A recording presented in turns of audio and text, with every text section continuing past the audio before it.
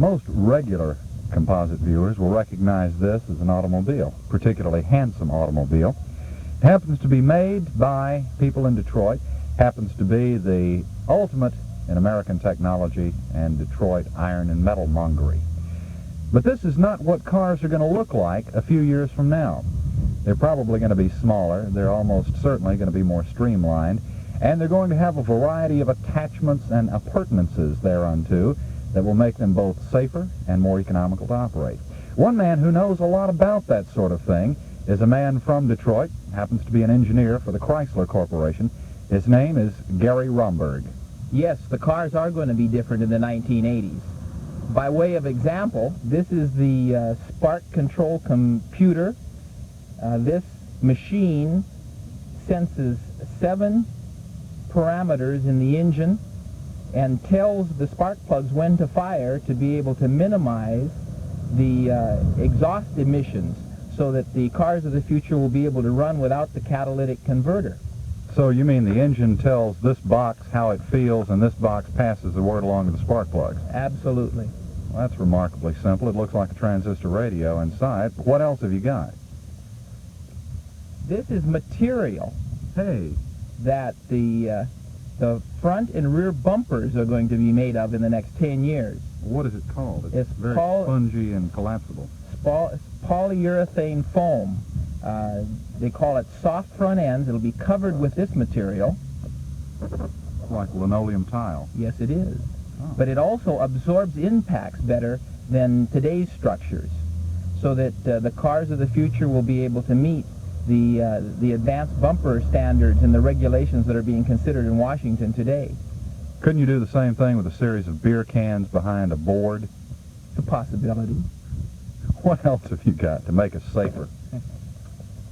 This is an inflatable shoulder belt. It was designed for our research safety vehicle, and what it is a shoulder belt, the same as we have on our cars today, with the exception of the center part is actuated by a CO2 charge, and on impact this shoulder belt inflates so that the energy that the person puts into the belt is absorbed by the inflated part. This is a cheaper, lighter, more efficient machine to be able to keep the passenger safe than the airbags that are presently being considered in Washington today. Chrysler's never been really fond of airbags anyway, has it? I got to say that that's true, Jay. What else do we have here? What is this thing that looks like a fugitive from a kid's toy? This is a turbine wheel from the jet engine that our research people have been working on for years. And this one is special. And the reason this one is special is because these turbine blades are not made out of titanium, they're ceramic. And this is one of the keys to be able to make the turbine car a candidate for the American roads. There was no way to be able to produce enough turbine blades out of titanium to be able to satisfy what we think is going to be the market. So this is a breakthrough in our turbine area. And we've got to learn how to be able to make these ceramic turbine blades in quantity before we can consider putting the turbine car on the road. What's this inscription here? Wedgwood? Yes. Very good. Okay. You're very good. You couldn't help it. What is this creature over here that looks like a catalytic converter? You guessed right. Oh. This is a catalytic converter. It's basically the can as shown. It fits on the exhaust side of the downstream of the exhaust manifold. It converts the exhaust product into harmless product to be able to meet the emissions control. Like sulfuric acid. Like the water vapor. This we show this one especially, this one is today, because it's made out of platinum. And if the government decides for us that we want to be able to clean up the exhaust emissions by 3 more percent, small percentage, but by 3 more percent, we have to put rhodium in these instead of platinum. Now, rhodium is even more scarce than platinum. Jay, if you can believe that. I would find it difficult to believe almost anything, but then again, I have the proof here before me. What will the cars look like? I couldn't help but notice you've got some renderings here. These are an attempt by our people to put together what we think the cars of the future are going to look like. Here we have 3 renderings, if you'll help me a little bit. Yes, I've got them. You do have them. No, I don't. Well, we've got them. Here you go. And they show some interesting deviations from today's cars. Notice the low front ends, the integral bumpers. There's a front air dam on these cars. These cars are aerodynamically streamlined to be able to lower the aerodynamic drag to maximize the fuel economy. So styling is going to play a large part in how well cars of the future perform. It has in the past, and we think that it will in the future. Here's another example. That's spiffy enough for anybody's wall. This is a concept of the car in the 1980s.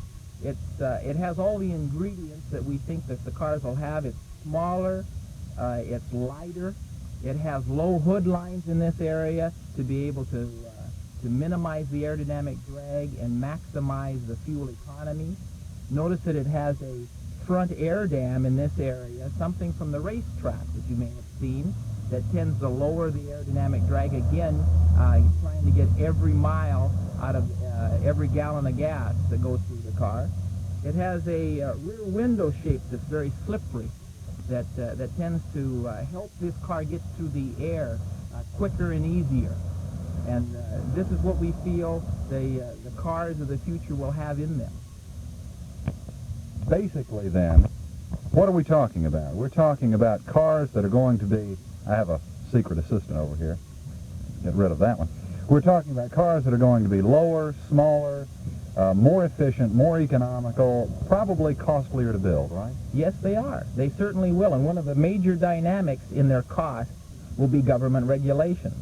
As by way of example, the government is now considering very seriously demanding that we clean up the tailpipe emissions from a 90% level, where it will be in 1980, to a 93% level. That extra 3% is going to cost us about $300 per car to get. It's going to demand that we go out after the rhodium instead of the platinum for the catalytic converters. That's just one example of how the government regulations are going to increase the cost of the car. In fact, by 1985, the Environmental Protection Agency of the government estimates that on each car, you'll have to spend an extra $1,074 because of the emissions controls, the fuel economy laws, and the safety laws. There you have it. That's the story of cars in the 1980s. What are they going to be? Well, they're going to be safer. They're going to be more economical to run. They're going to be in compliance with federal guidelines. They may or may not be more comfortable. They may or may not look as good as they look today. But you'll have a lot of things in it. And you know what? You and me, we're going to end up paying for it. We'll be back with more composite in a minute.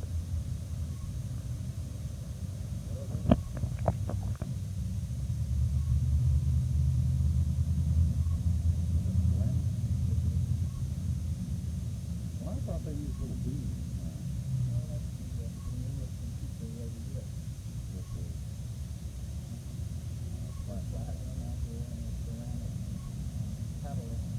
Well, why is it that my car throws